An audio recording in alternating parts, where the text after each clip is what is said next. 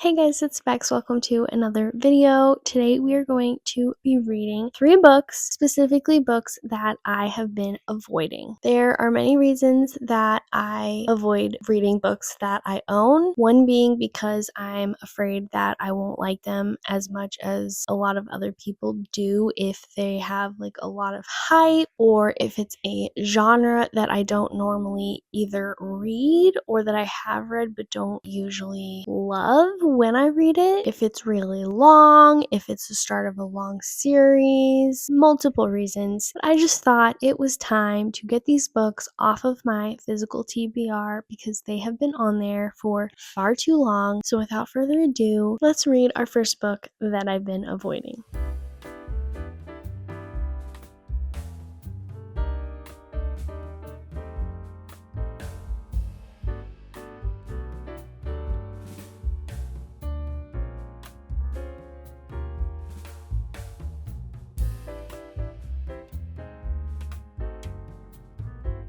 As you guys saw, the first book we're reading in today's video is Then She Was Gone by Lisa Jewell. And I feel like for a lot of the books that I've been avoiding, I don't really have a good reason. The only real reason I can think of is that I just usually don't gravitate that much toward mystery thrillers. And I don't know why, because I like them, but there are other genres that I like better. And I also feel like a lot of times they're just like, that was good, but nothing special. So I don't know. I guess that's my reasoning for this book. Not very good, I know, but I have had this book. This is the best book for this video because I have had this book longer than any other book on my TBR. I have owned this book probably for like 2 years. I vividly remember buying this book. It was when I first got into watching like BookTube and therefore also kind of getting back into reading because that's kind of what sparked it, is BookTube. So this was one of the first books I bought and I have still not read it until now. And as you can see, I am probably 40% of the way through. I am on chapter 24, page 139, and it's a pretty short book, which is another reason I don't know why I haven't read it yet. It's like 360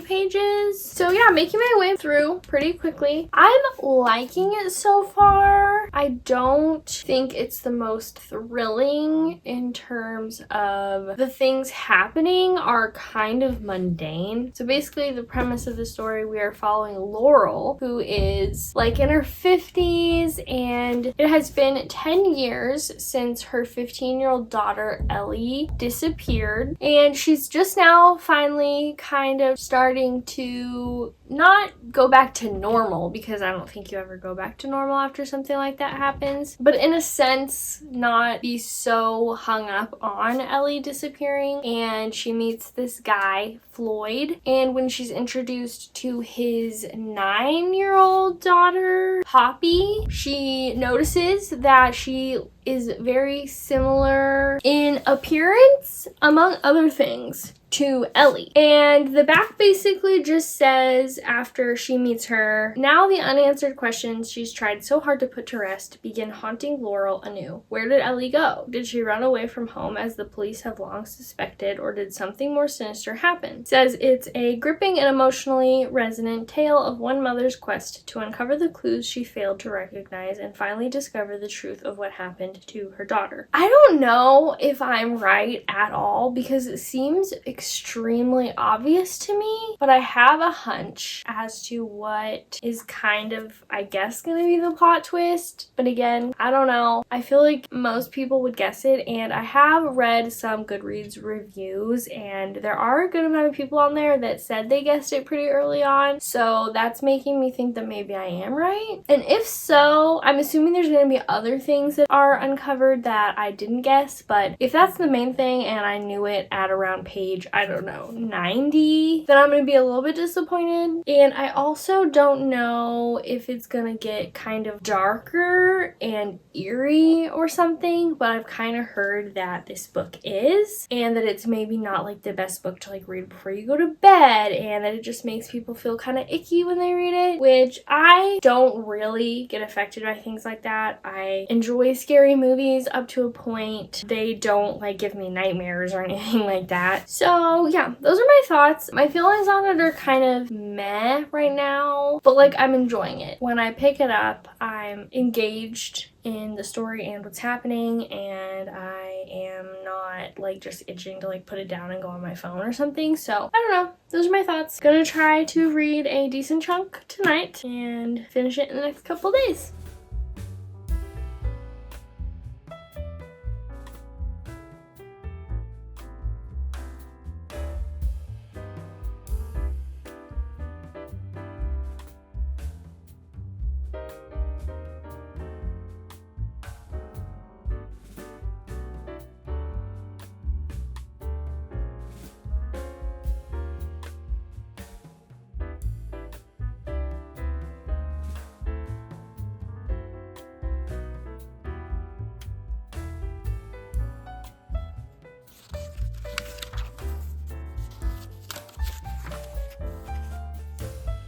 I have 30 pages left, and I won't obviously spoil anything, but if you've read this, I am at the part where I am about to read the letter that Laurel is about to read. And I have a feeling that we're gonna get maybe a revelation in this letter. I don't know, but I'm curious.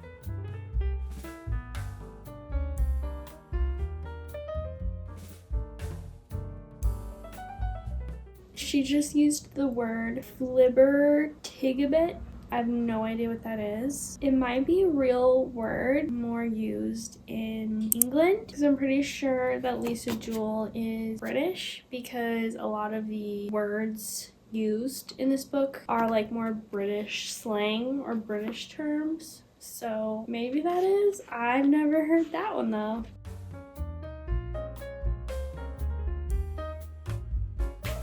Wait, okay. This isn't really how I was expecting the story to go. I was expecting like a plot twist kind of maybe with one of the characters. Again, trying not to give spoilers. I don't really have a reason as to why I was expecting that. Well, I guess I do have a reason as to why I thought that, thinking back on this little tidbit of information we got, but it wasn't expanded upon at all, and it better be, because I need to know.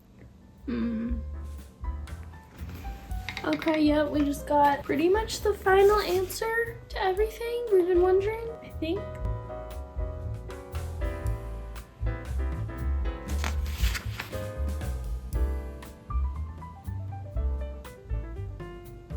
This book's like sad, but also not sweet. But like the relationship between two of our characters is sweet. So in that sense it is. Aww. 8 months later. Oh, Laurel's mom in this book, that whole thing is like sad and also touching at the same time. And we just got another little like snippet of that. No way. Okay. I have a feeling I'm gonna cry. Last page.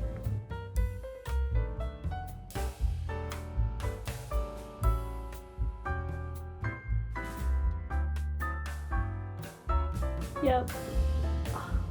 I am such an emotional like reader. I cry at everything. So I just kept flipping the pages. Oh, I have something in my eye. And there's like a reading group guide, which first of all, I appreciate, because I am not in a book club, but I was in a book club with 3 other people for like 1 month. I know. And we read one book. We read A Good Girl's Guide to Murder. This was like 3 years ago. I'm sorry.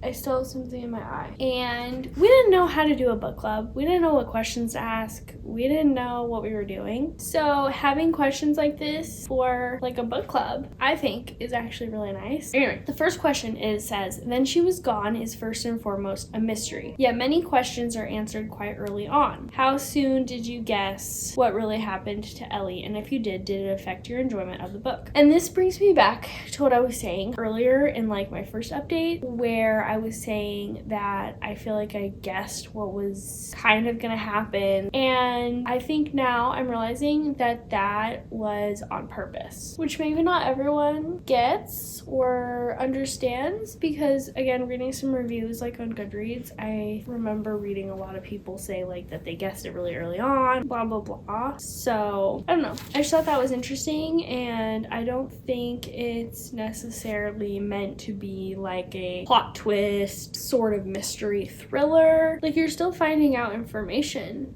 obviously, but it's very like gradual, and like obviously gradual, not like, oh, if you missed that little tiny snippet right there that might lead you to guess the crazy plot twist at the end, you're gonna have no idea and be super surprised. Like, it wasn't like that. It was kind of like, here's a blaringly obvious clue, tidbit of information, and you're supposed to catch it. I think the author meant to do that. I guess I'm just gonna do my whole review right now. I wasn't really planning on doing that, but since I'm already going, sure. I feel like I'm really low. Hold on. Is that better? I'm still reading these book club questions, and they're like spurring on a lot of thoughts that I have about the book. One of them is talking about her portrayal of Laurel and her grief and her journey in dealing with her daughter disappearing and all that. I think there were parts of it where I definitely thought to myself, like, I didn't agree with Laurel's way of grieving and certain things that she would think about her other kids, stuff like that. Obviously, I don't have any kids, never lost a kid, so I do not have any experience in that at all. But I think finishing the book, not that I could relate to her, but my kind of mindset on that aspect changed, and overall I ended up really loving Laurel, and through her thoughts and stuff understood kind of what she was going through. Overall, I honestly ended up really liking it a lot more than maybe I thought, like when I was maybe a third of the way through. The beginning was just, I guess, kind of interesting in the sense that you do kind of get a lot of clues as to what happened and information, and you kind of know from the beginning, from the summary, you know that Ellie disappears, and you're kind of just following Laurel kind of talk about the years following Ellie's disappearance, and you just kind of get a little bit more mundane information, but it's all important to the story. But at the time it was just kind of like, okay, yeah, like it's really easy to read, but the book as a whole and the story, the themes, I really enjoyed. It wasn't like a thriller. I would say it's like just a mystery that I really ended up enjoying. I don't know what I'm gonna rate it yet, so I will update you guys on that at the end of this video. But first, book down. I forgot to tell you guys during this video why I have been avoiding reading this book, and this one is kind of also like Then She Was Gone. One, it is a thriller. Second, I have heard that it is a little bit dark, even though it is YA, which is kind of interesting. I'm curious. I already know because I've already read the book, but before reading it, I was curious to kind of see what that would entail. And lastly, because I have gotten personally multiple comments in my videos from people saying that they absolutely love this book, and just other people online that I've seen, so I was a little bit nervous that I wouldn't love it quite as much as them, and that I would be a little bit disappointed. Not very good reasons that I've been avoiding it, but I've owned this book for a while, so I thought it would be time to read it, and this video was the perfect excuse. Update on the grace year. I am pretty much exactly a third of the way through page 128, so I figured now would be a good time to tell you guys what it's about and my kind of initial thoughts on it. This is a YA dystopian thriller about the grace year, which is basically when the girls in this like dystopian society turn 16. They go into this year of their life called the grace year, where they basically get like banished for a year. We don't know a lot about it at the beginning, and neither do the girls in the story, because it says right here on the back, no one speaks of the grace year, it's forbidden. The girls their whole lives know that when they're 16 they have to go do this grace year, but they don't know what it really entails, because the older generation of women who have done it aren't allowed to like say anything about it. And the purpose of this grace year is basically to like expel, release their magic so that they can come back after the year's up and be be ready for marriage, and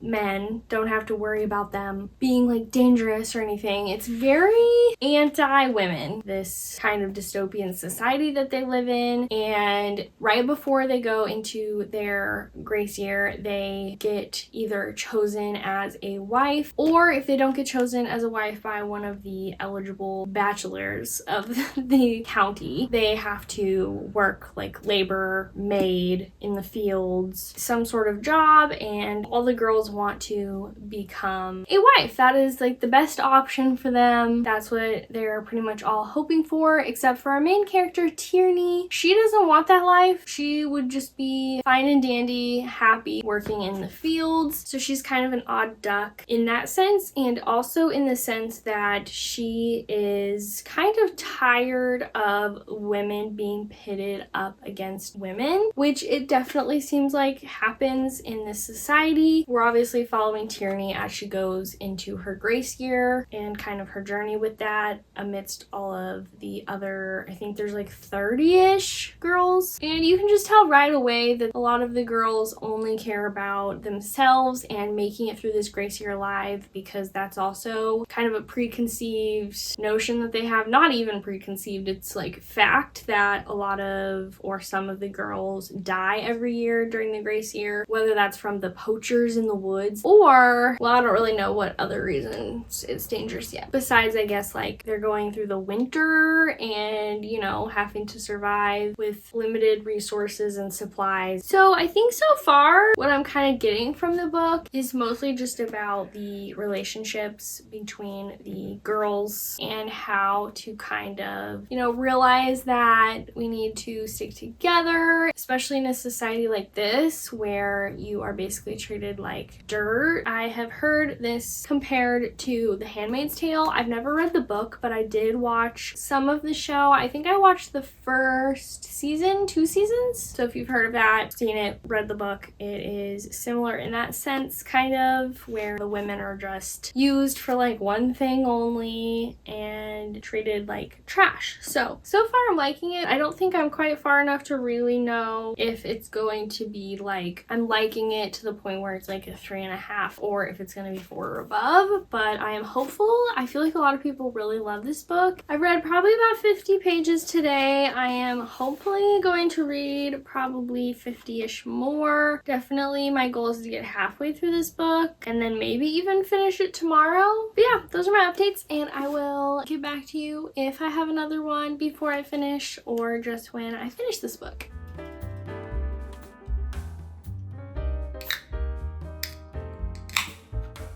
Pink drink, pink book.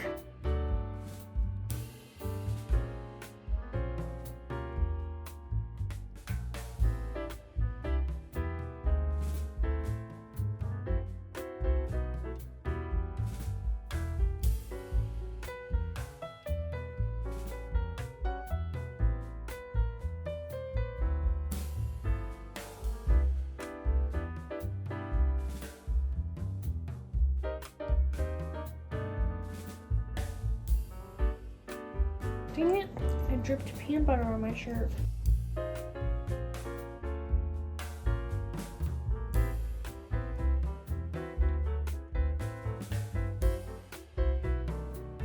Hey guys, I have this little microphone because one, my dishwasher's going and it's really loud. And second, everyone's sleeping in my house. It's like midnight. So I just wanted to be able to be quiet, but while also not having the camera right in my face. So I could probably wait till morning to give my thoughts on the grace year because I finished it, as you guys just saw, but I feel like doing it right now. And my thoughts are that I really enjoyed this book. It is not really what I expected. I feel like based on the summary, you get a lot more than you bargained for reading this, and not in a bad way. And I'm kind of glad that I kind of went into it blind-ish. The only really thing I knew you was what the back said, which I believe I read you guys. I don't remember if I read it to you or just gave you like a summary that was from my brain, but it's pretty short on the back, and it's interesting because most of the book, the girls are kind of like against each other, and that's not really a spoiler because in the summary it says their greatest threat may very well be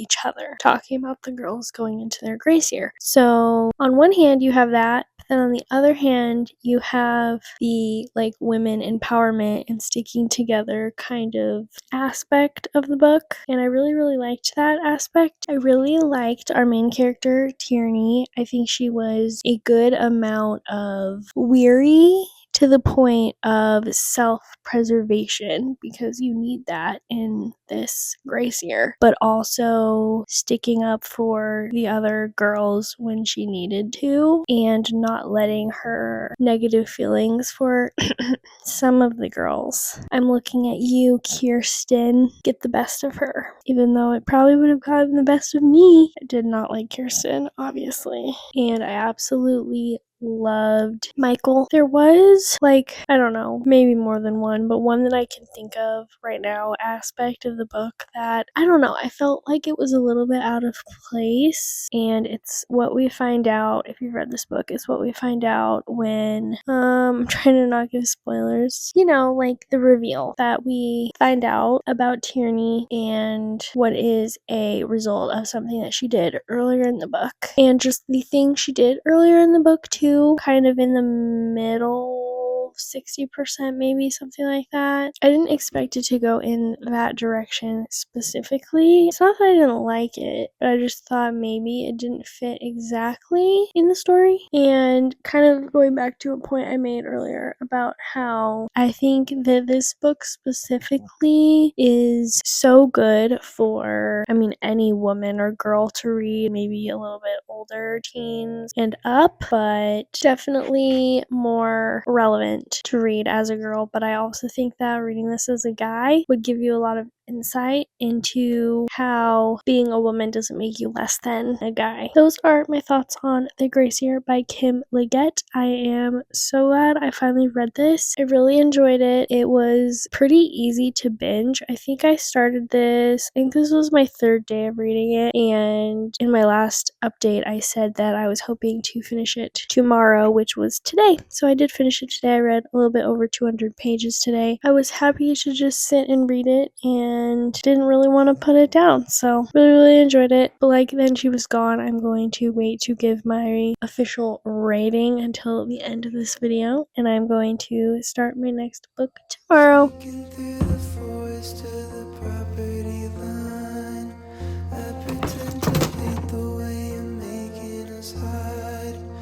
Wish I was above it, but I'm not gonna lie.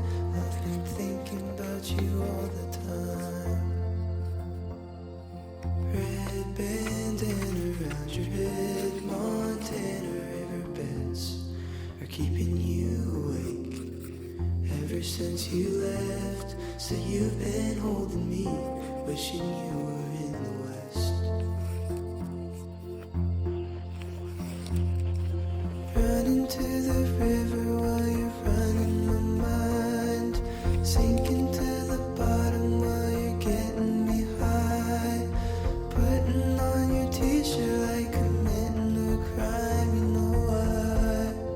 All of a sudden I am this far into this book, which is Six of Crows, as you saw me pick it from my TBR cart, and I am already like over 40% of the way through. I think Goodreads told me I was 40% of the way through last night, and then I've read a chapter so far today, so about 10 more pages. So yeah, around 40% of the way through page 202. And before I forget, because I did on the last book, The Grace Year, to say I guess, kind of why I've been avoiding this book. For this one, it's a little bit different than the other two. I feel like for this one, I just have heard so much about it, and it gets a lot of hype and is honestly very well loved that I was almost intimidated to read it because of the hype it got and is still getting. So yeah, that's the main reason. I have had this book for not as long as the other two, I don't think, but over a year still. First, I just want to say that I did not read the Shadow and Bone trilogy by Leigh Bardugo, which, if you don't know, that is like the main trilogy kind of this world, which I think is called the Grishaverse. Correct me if I'm wrong. And then the Six of Crows duology kind of, I don't know if it takes place after or during, but different characters, but it's in the same world. And usually I'm a pretty big stickler on reading books in order, even if it's kind of like a spin-off series, because I think that you get more out of the books like in the spin-off series if you read the original series or whatever it may be. So I didn't do that for this one, and that is simply because I just did not hear very good things about the Shadow and Bone trilogy. People didn't really like it that much, but they loved this one. And so far, I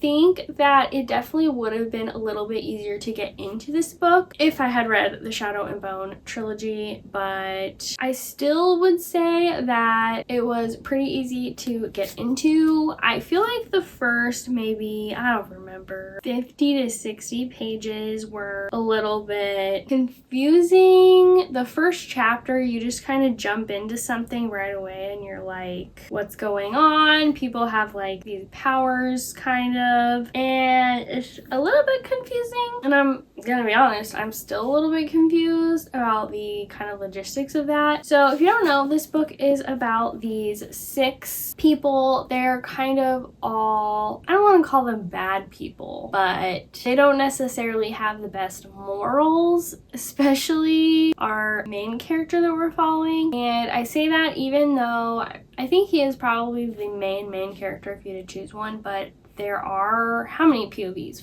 4 so far. I don't know if there's going to be more later on in this book or in the duology in general, but for right now we have 4 POVs, but we are following 6 characters. The main one being Kaz Brekker, who is 17 years old, and he's like a thief basically, and does like all these thievery jobs to survive, and he gets this job offer to do this very large and dangerous and really honestly unlikely to succeed heist for a lot of money. And that's the only reason he's doing it, is because he would literally be like set for life with this amount of money, but he can't do it alone, and so he picks 5 other people to help him out, and they each kind of have their own ability slash just, I guess, expertise. One of them is very like stealthy, and one of them is a heartrender, which in this story is kind of like a healer. I'll just leave it at that because I'm still like not 1,000,000% clear on that. Stuff like that. Each person has kind of their thing as to why Kaz chose them to help him. Right now in the story, we are slowly making our way to the heist destination, and I'm excited to get to that and just see that all play out. Am I liking this book? Yes, I am. And I know I'm not even halfway through yet, but I'm also not obsessed, and this is why I guess was putting off reading it, because I feel like expecting myself to have already been obsessed with it, even though I know I shouldn't be like upset with myself that I'm not, because I still could be by the end of it. And I've also heard, I think kind of the majority of people that read this duology think the second one, Crooked Kingdom, is even better than Six of Crows. So yeah, we'll see what happens as I keep reading it, but I do think it'll pick up here maybe kind of soonish. I don't know exactly when the heist is actually going to like start. We're kind of at a lull in the story because they're just traveling to the location of the heist. So they're just like on a boat talking to each other and discussing plans for what they're gonna do and stuff. But I'm going to keep reading and update you guys when I'm farther. Think about you all Aww. red bandana around your head, Montana riverbeds are keeping you. Okay, finally the romance is kind of starting to, like, crumbs of the romance is starting between two of the characters, and I think there's even maybe another one that's going to start with two of the other characters. I haven't really gotten any of that one yet. It's kind of just like a subplot in these books, but getting crumbs. I like crumbs. Ever since you left, so you've been. Oh, Kaz keeps mentioning this person named Jordy, but we're now understanding who Jordy is, and now I get it. You were in the West.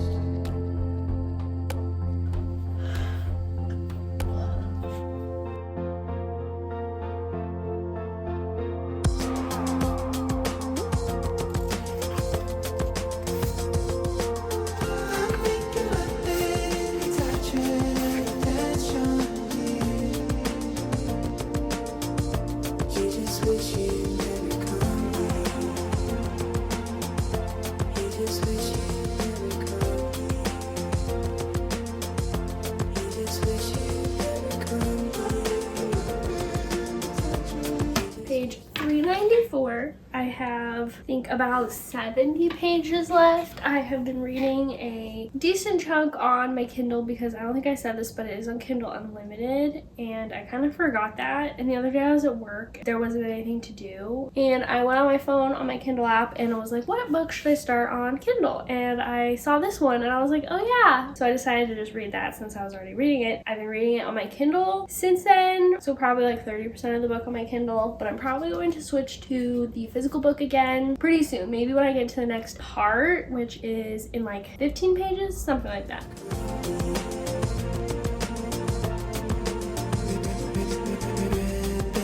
This book, I am really into it now. I know my last and first update, I was saying that I was liking it, but that it was like a little slow at the beginning, and I was just trying to get into the world and all the like magic kind of powers that some people have and who everyone is. But yeah, once the heist started, it was like go, go, go, nonstop, something happening, action-packed, the romance kicked up, and like by romance, like it's not really, like it's more the yearning kind of in secret for each other, which I love almost more than actual like physical romance, you know? So yeah, really, really liking it. Keeping me awake. Ever The since stakes are so high. you were holding me, wishing I was someone else. She'd laughed, and if he could have bottled the sound and gotten drunk on it every night, he would have. Oh my gosh, that's what I mean. Part 6, chapter 39. Red bandana around your head. Whoa, I can't see. Beds are keeping you awake. I'm on the last chapter. Since you left, so you've been holding me, wishing you were in the West. Wow. The first two sentences of the acknowledgments are that the author, Leigh Bardugo, has a degenerative condition called osteonecrosis, which means that sometimes she needs to walk with a cane. She says, it's no coincidence I chose to create a protagonist struggling with similar symptoms, and I often felt that Kaz and I were limping along this road together. I love when authors, like, I mean, they probably all do it, to be honest, in some form or another, when they put some of themselves into their book, you know? Also, she specifically thanks booktubers, which I love. It's been a theme for me in this video to finish a book and then in this living room tell you guys my thoughts on the book, so I'm going to continue that with Six of Crows, which I just finished. I also am liking using this microphone. It's fun and cute, so I'm using it again, also because my husband is in the office playing music kind of loud, so you shouldn't be able to hear it because I have noise cancellation on. But anywho, I can now see what Crooked Kingdom is going to be about. I wasn't sure because the heist that you're expecting in this book happens in this book, and you know it's going to happen in this book because it starts like halfway through the book. Yeah, now I know what the second one's going to be about, and I am really really excited to read that. I ended up really enjoying this book, and I'm so happy. I don't think it's 5 stars, but I do think that it is. I guess I kind of need to tell you guys because it's the end of this video. I think I'm gonna go with a 4.5 star rating for Six of Crows. It maybe would have been 5 stars if like the beginning slash first 40-ish%, if I liked that part of the book better. I don't know why. I guess I just didn't, I was getting to know the characters. I was getting to know what the kind of magic is in this book, in this world, and all the different types of kind of people in this world. But once the heist started, I was fully hooked and into it, and that is why my rating is so high. I can definitely see myself rating Crooked Kingdom higher, so maybe that's going to be a 5-star read. We'll just have to wait and see, but I'm so glad I finally read this book and all of the books in this video, which brings me to the ratings for my other 2 books. Then She Was Gone. I read it first, and I ended up rating that one. What did I end up rating that one? You'd think I would know because like I was the one that rated it, but you pick a rating and then you kind of just forget exactly what you rated it. Or maybe that's just me. I can't remember if I went with 4.25 or 4.5. And when I say that I decided on, I mean I put it in my reading journal, and I'm just too lazy to go get that right now, but I will put it in editing on the screen for you guys. But I really ended up loving that one, and then I also really ended up loving The Gracier. I think I'm also rating that one a 4.5. So they're either all 4.5s or 4.25s, 4.5s. So really, really good overall. This usually happens, not always, but with books that I put off for a long time. I don't know why, like The Invisible Life of Addie LaRue I put off for so long, and I really ended up loving that. Yeah, very successful reading vlog. One, I'm happy because I rated these books really highly and loved them, and second of all, because it's always good to get books off of your TBR in general, but especially when they've been on there for a long time. So that is going to be the end of today's video. I hope you guys enjoyed, and I will see you in the next video. Bye!